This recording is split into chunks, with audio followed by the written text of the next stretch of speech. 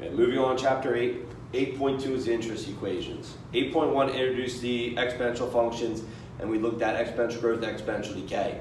Interest functions are another form of exponential functions. So we're going to look at two interest functions. It's not to see how do banks collect the money? How do banks figure out how much interest they're going to pay out to your savings account? Okay? We are dealing with money problems, so we're not around the two decimal places. The first interest is going to be compound interest. This is if we're set on a schedule. Y equals C, 1 plus R over N to the N times T power. Here we have C is our starting amount, how much money is it you're putting in to begin with. R is your rate, which again is going to be a percent.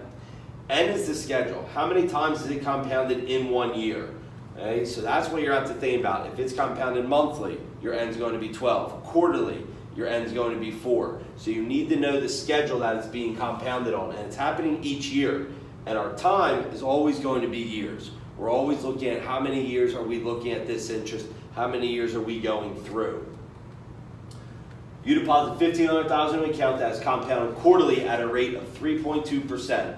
How much do you have after 7 years? Well, just listed our values again, like we did before. N is the amount that is going to be compounded each year. That's the schedule we're on. It says quarterly, so it's on to be 4. C is our starting amount, which says $1,500. Our rate is 0.032, and our time, it says 7 years. So if I'm plugging all that information in, Y equals 1,500, 1 plus 0.032 over 4, 4 times 7. Make sure that exponent is in parentheses. Okay, you want to make sure, especially if you're plugging this all in at one time, which I suggest. If you plug in just the way it looks right there, starting with the 1,500 all the way down, it should come out correctly. And it should be about $1,874.93. Again, you'll be given a little wiggle room depending if you plug it all in at once or bit by bit. So you should be somewhere around that $1,874.93.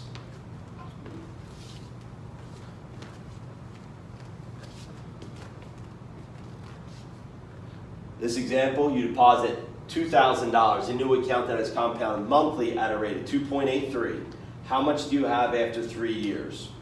So our starting amount is $2,000. Our rate is 0.0283. Our N this time, it says monthly, 12 months in a year, so it's going to be compounded 12 times. And our time is 3. 2,000. 1 plus 0.0283 divided by 12, 12 times 3. And in this case, you should get right about 2,177, and no change this time. It should round to that. If you plug, I plug mine in all at one time, so you should be somewhere around that value. Okay? Now you also have to remember, this is just thinking nothing else is being put into the account. We're putting that money into account and it's just sitting there collecting the interest. Okay? If other things are being put in, other amounts are being put in deposits, you're going to have to take that in consideration. Right now, let's just simplify some things. Okay, I put 2,000 in and let's just go with it there. Okay? So there's compound interest.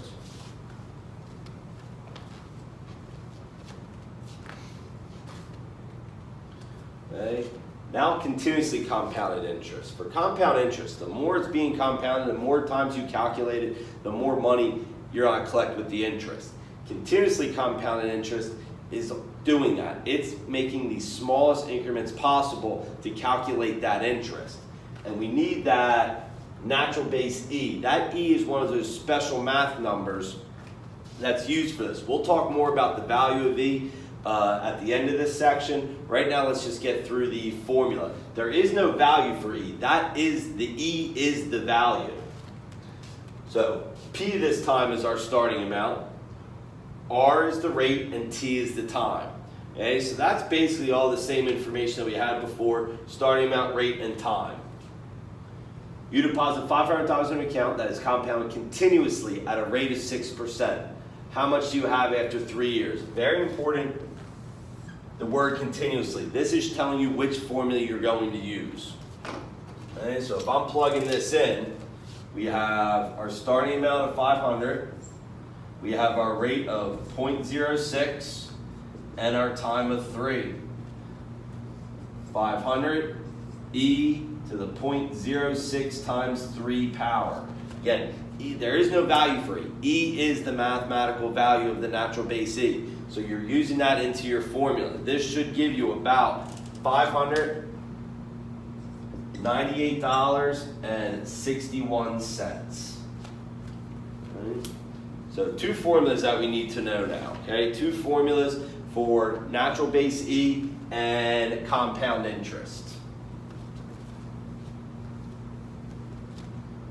Let's do one more example of the continuously compounded interest.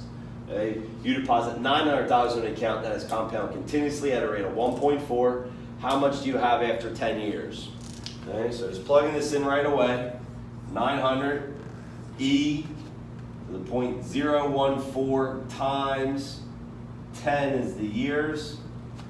Okay? Again, make sure you're just practicing with the E, muscle memory. Know where that E is so you can just plug it in quickly. And I have $1,035.25.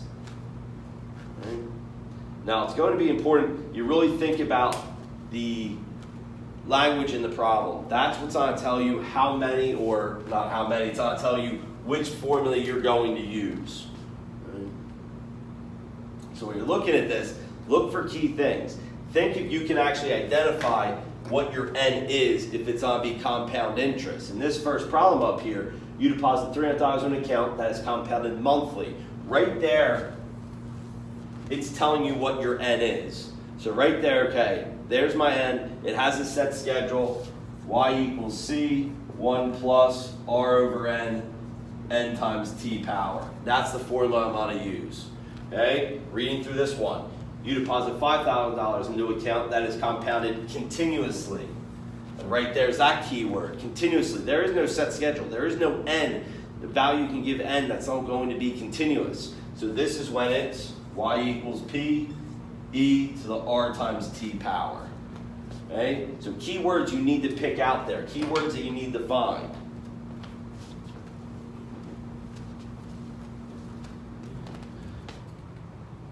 Okay, here we have, you emptied the account of $674.93. The account was compounded continuously for 5 years at a rate of 6%. How much was the account to start with? So it's asking you, how much was your starting amount? How much did you put into account? And again, we're telling you, we don't touch it, we don't take anything out, don't put anything else in. But at the end of 5 years, you collected $674.93. That's your ending amount. So this is telling us our Y, $674.93. We're looking for our starting amount.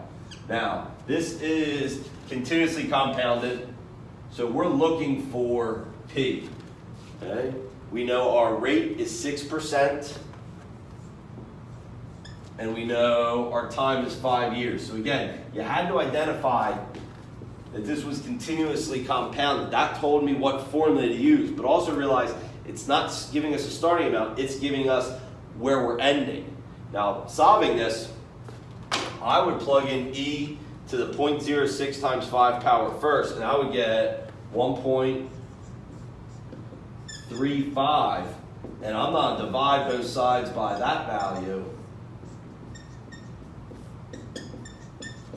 and you should get about $499.95. Now, that's the, I do mine bit by bit. If you plugged it all in at one time, divide 674.93 by E to the 0.065 power, you might get a little closer to 500. Again, you're going to be given wiggle room. It will say on the test you must show work. Okay? The important thing for this is you're realizing continuously compounded and the information they give you. They're giving you the ending instead of the starting amount.